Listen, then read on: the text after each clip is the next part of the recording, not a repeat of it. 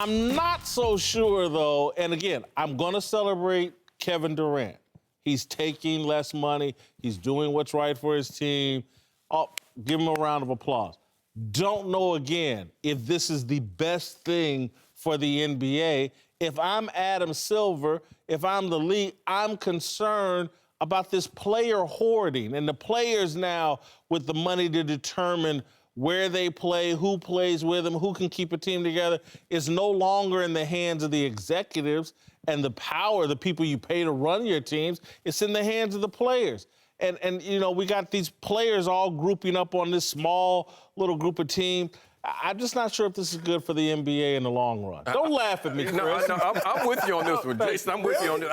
I don't think it's necessarily. I don't think it's necessarily good for the NBA because people root for laundry. They don't root for players. So you have an emotional attached to your team, and players are going to start leaving. And if it changes over to where you're rooting for a player, well, guess what? You're talking about a Utah. Well, if Gordon Hayward is my guy, I can still root for him as a Celtics, but I don't necessarily have to buy tickets and go to this game and be there for it. But you also can't get upset with the players for taking advantage of the system that you put in place. You simply can't. What he's doing right now is that he has found, because remember, Golden with a new system.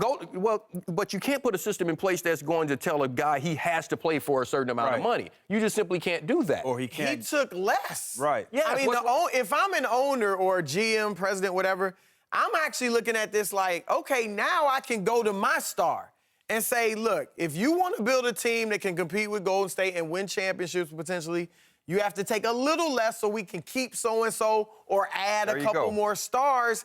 You know, Kevin Durant did it, so why can't you're not better than Kevin Durant? You don't say that, but winning the championship. He gets it. Yeah. So I just think it gives them ammunition to talk with their stars. It should be harder for Golden State if they're going to hoard all these top players. They should have lost to Iguodala. They should have lost to Sean Livingston. Make it hard. If Durant had taken all his money, maybe they have to give up one of these guys. Damn if he do, damn if he doesn't. Now, if he would have took all the money, they say, well, damn, he didn't leave any cap space, so they could go get anybody else. And you would have been sitting right there killing him. Iguodala would have been somewhere helping some other team. I like what he did. I like what he did because of this. It's going to bring the same team back that won it. We hardly ever see that nowadays in sports. Teams win it, free agency, break up these guys, and you don't have the same exact team with the opportunity to repeat. It's not the same way. Like when I was in Boston, we lost James Posey. We didn't have the opportunity to come back at full strength and defend. You want to see 16-1 again. No, what I want to see is somebody go beat them. Somebody, whatever the executives have done over at Golden State, they have done a great job because they're able to do these things. And then he's taking less money. Don't think he's going to take less money next year after next season. Name a team that he's going to opt out and go get his money. Quit playing around. Name a team that compete with Golden State. The Cleveland Cavaliers were competing with them.